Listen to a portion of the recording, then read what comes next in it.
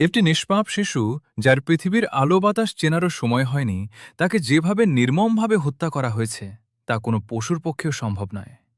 এটি শুধু একটি হত্যাকাণ্ড নয়, এটি আমাদের গোটা সমাজের মানবিকতার চিতাভস্ম।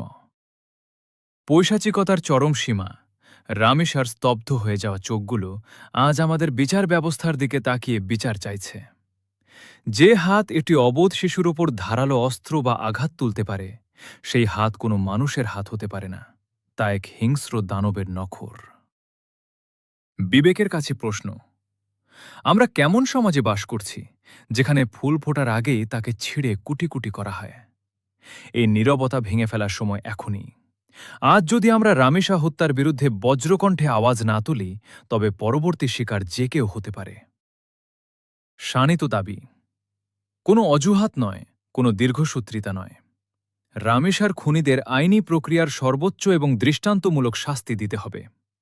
এই শাস্তি যেন শানিত চাবকের মতো অপরাধীদের পিঠে পড়ে, এবং ভবিষ্যতে এমন অপরাধ করার কথা ভাবলেও যেন খুনিদের আত্মা কেঁপে ওঠে।